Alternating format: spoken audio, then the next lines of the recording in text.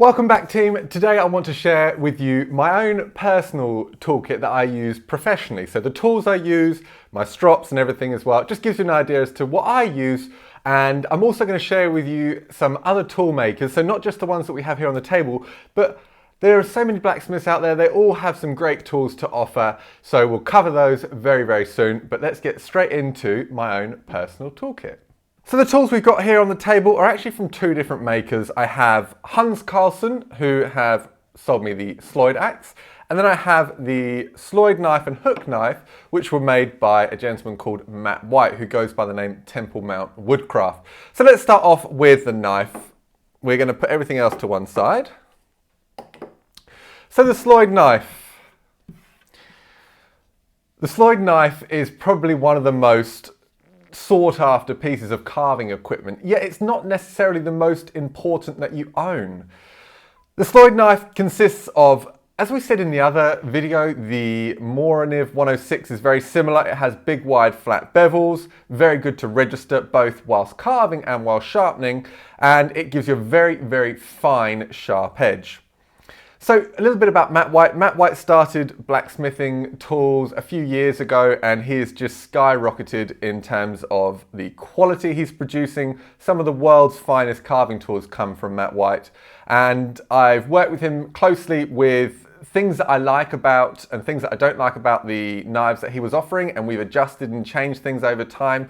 Primarily the profile of the blade and the bevel angle as well, but this is his offering, and with this knife, there's nothing I can really fault about it. He's considered so much to get this right, and it's just a really enjoyable tool to use. It has a great steel, has really good edge retention, and if you've seen my other video about the sharpening system, I haven't sharpened this blade since the day it arrived a few months ago. I've only stropped it and it's still hair-popping sharp.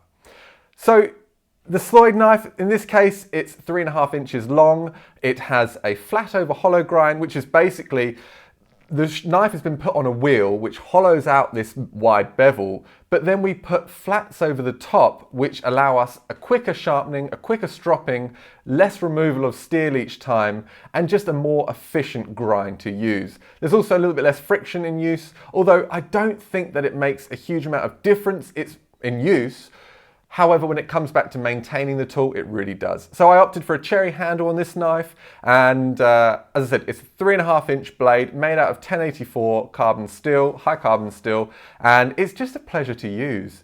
The most important thing with a blade really is that it will hold an edge and it will take an edge back very quickly. You don't want to be spending a huge amount of time sharpening, and Matt's nailed it. Very, very impressed with the Lloyd knife.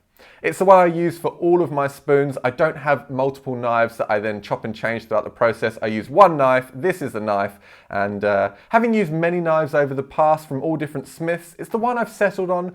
But as I said, there's some incredible tools out there which we'll cover very, very soon. We'll move on now to the other knife that Matt has produced. This is his hook knife. He calls this the Monadnock hook. This is a very nice all-round hook knife, and this should be the first tool, if you can only afford one tool going up from the budget kit to a more substantial toolkit, the hook knife should be your first one. As I said in my previous video, to get a hook knife right takes a huge amount of understanding, a huge amount of skill as a smith, and then to implement that and put that into a usable tool. The reason being is we want the hook knife to conform to the shape of the bowl, so we have bevel support, and that ensures there's no chatter, but also so we've got the right profile, the right angle of engagement. You don't want to be really opening your hand and really having to close your hand to get a chip carved out. And also we want to make sure that it's quick and easy to sharpen and just a pleasure to use. So your first expensive purchase, if you want to go that route, make it a hook knife. Same steel, same maker, same handle, very simple, very easy to use, but beautifully created with such skill, and it really makes carving far more enjoyable when you have tools that are sharp, that are easy to use. That kind of almost feels a little bit like cheating. You sharpen these blades on the inside. I always recommend, regardless of the hook knife, sharpen it on the inside. We do not want a flat bevel on the outside because that will encourage chatter and just make it a little bit more difficult to use. That's the hook knife. I have a couple from Matt. I have my own custom one as well, but yeah, both are absolutely fantastic. Very, very consistent. And again, comes with a wonderful sheath. Very simple. Matt's own kind of design, came up with it. Really, really nice to use. And then my Karlsson Lloyd Axe. This axe is just phenomenal. If you don't know who Karlsson are, they're a family of bladesmiths, blacksmiths in Sweden. They do such an incredible job with their tools. My favorite of all the tools they produce is the Lloyd Axe. I've had a few of their Lloyd Axes over the years. I bought some for teaching. The consistency is incredible. The steel is incredible. The heat treat is incredible. The balance and the weight, again, is absolutely amazing. They come with a really nice heavy leather sheath, which means that you're going to be able to protect that edge, and a very simple design, quick and easy to use, no catches, nothing technical or difficult to get this sheath on and off, and that's what I love. So the handle is made out of Swedish elm, and then they have popped a head on. It's roughly 650 grams. It's the perfect sweet spot for me. I like an axe that's light, easy to use, but bites in really, really nicely. We don't need a heavy axe for carving, or at least it's not my preference to have a heavy axe for carving, and Karlsson have nailed it. They've put a beautiful wedge in here, and you can see just how much of a swell they have been able to achieve to make sure that this axe head does not come off this axe at any point. It's absolutely tight and solid, and I've never ever had a problem with any of their axes. There's no gaps as well. Although they don't make a huge amount of difference in terms of use, especially a light axe like this, there are no gaps. It is done precision. It's beautiful. They've also ensured in this case that the grain alignment is in line with the cutting edge. This is the strongest formation of the grain in any axe, as opposed to basically 90 degrees to this. But really, for a small axe like this, it makes no difference. It doesn't matter what the grain orientation is. If you have a felling axe, yes, you want to be making sure that you've got as much strength in the helve as possible, but really, for an axe like this, makes no difference. The most important part is if you're looking down from the toe of the axe down to the pommel down here, that it's nice and aligned and that the axe head isn't canted off on one side. That can be a little bit frustrating. You probably won't notice a small amount of misalignment, and that's almost to be expected when things are handmade. But again, they've absolutely nailed it. Very subtle things that I love about Karlsson. If you look at the way the head is sat onto the helve or put onto the helve, it isn't 90 degrees as such. The actual axe head has been canted back, and this encourages a really nice slicing motion. They've got the beautiful flat over hollow grind like I showed you on the Lloyd knife. Very, very sharp from the factory. You don't have to do anything to it whatsoever. All in all, it's a solid package. Yes, they are fairly expensive, as are the other tools, but work towards them or build up to using these tools. Maybe just get one at a time. These are quite difficult to get hold of, but when you do, you will be very, very happy. I have no intention of ever selling this. And also worth mentioning that a good quality steel really has to be sharpened. Like I said with the Lloyd knife and the hook knife, I haven't sharpened this axe. I've only ever stropped it. I've had it for about 6 months now. It's still shaving sharp after stropping it. But it's just important, as you saw in my other video, that you don't start hacking into bark with this tool, that you don't have a dirty chopping block, because they're going to start to, or those things are going to start to wear away that edge far, far quicker. So use clean wood, use another axe to remove that bark, and you won't have any problems whatsoever. But a fantastic tool, my favorite tool in wood carving. It's just enjoyable to use. And then of course, we can't forget about the tools that we use to maintain these. These are absolutely useless without a good sharpening and a good stropping system. In fact, before you start purchasing expensive tools like this, get yourself the cheap tools, get yourself a solid bomb-proof kit to maintain them, because with a cheap $30 Mora 106 and a good sharpening system, you can get that edge extremely sharp and lasting for a very long time. If you buy an expensive $200 knife but you haven't got a very good sharpening system, you're totally wasting your money. So going on to the sharpening system, this is my own one, so obviously it gets used a lot. I've used these for years, and I'll talk you through the compound that I use, but there is my Lloyd strop in suede, my Lloyd strop in leather, and then my hook knife strop stick and sharpening system, leather and suede there as well.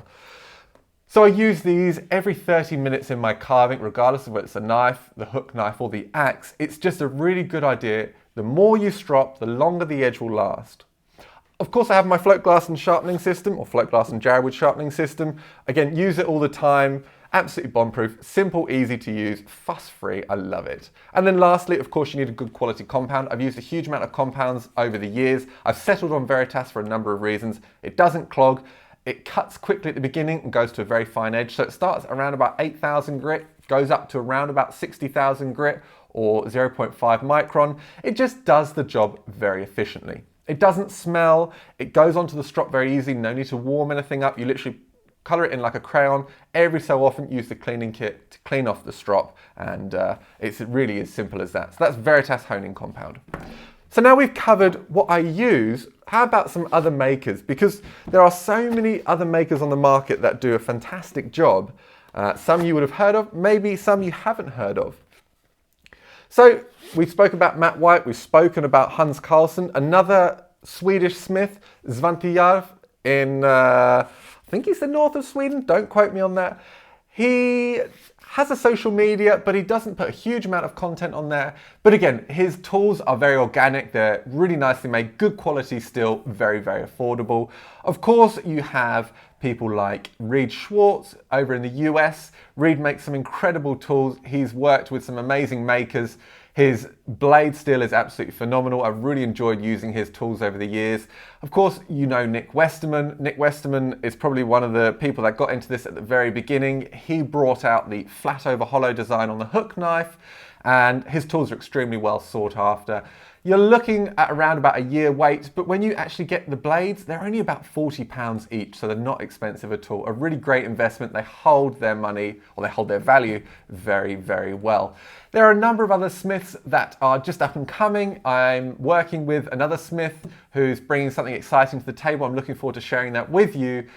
But for the main part, those are the 4 or 5 smiths. Of course, you have the more well-known people like Moraniv, but they're not really bladesmiths. They're more of a factory that just produce a huge amount of tools a year at a really affordable price, very easily accessible. These more well-known makers, Nick, Matt, Reid, Hans, Svante, they tend to have a fair waiting list, but it is definitely worth it. It really is worth the wait. So get on that nice and early, learn to sharpen, learn to look after the tools with the cheaper tools, and then when they do arrive, you're going to be set to know how to use them or how to sharpen them correctly, and you'll enjoy them that much more.